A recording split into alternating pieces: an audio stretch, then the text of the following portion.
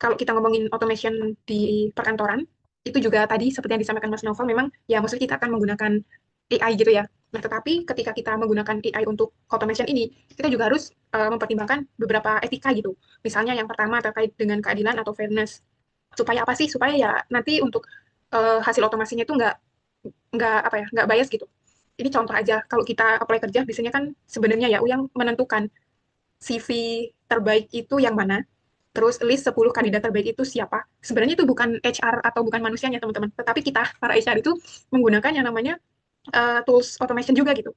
Nah, supaya bisa adil, berarti tools AI ini harus mempertimbangkan apa? Misal kayak gender ya, kayak nanti ada screening laki-laki dan perempuan itu ya harus disetarakan. Misal kalau memang posisinya open untuk semua gender, ya udah berarti yang laki-laki dan perempuan itu harus kita terima semua gitu.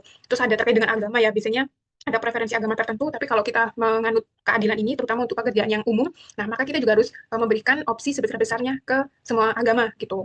Terus ini ada transparansi dan juga akuntabilitas yang artinya berarti setiap result yang diberikan oleh AI atau oleh proses automation tadi itu harus bisa dijelaskan dan kita sebagai orang yang menggunakan, kita sebagai manusia yang menggunakan hasil dari proses AI tadi, itu juga mengerti gitu. Oh, ini kenapa sih kok hasilnya seperti ini? Misalnya, kenapa sih kok surat ini dibalas otomatisnya sama AI itu pada jam 19.00 WIB misal? Kenapa gitu? Padahal kalau secara logik ya, namanya 19.00 orang mah udah selesai bekerja kan. Artinya mereka udah nggak buka email lagi gitu. Tetapi kenapa kok sama AI ini hasilnya itu atau emailnya malah dikirim pukul 19.00. Nah ini kan hal-hal yang sebenarnya masih membutuhkan penjelasan manusia dan harapannya memang dari proses automation tadi itu terkait dengan adanya transparansi dan juga akuntabilitas.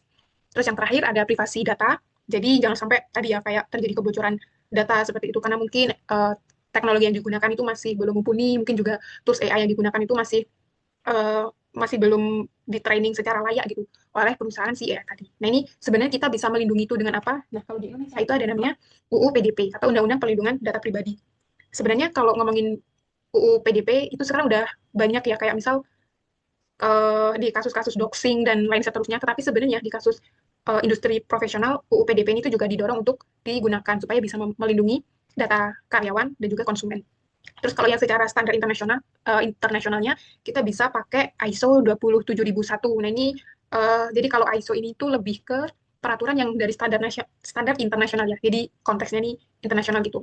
Nah, si ISO 27001 ini tuh mengatur terkait dengan Information Security Management System. Jadi bagaimana IT di dalam setiap perusahaan itu bisa benar-benar dipastikan ada yang namanya pengaturan privasi dan juga security tadi. Jadi melindungi data diri karyawan maupun konsumen.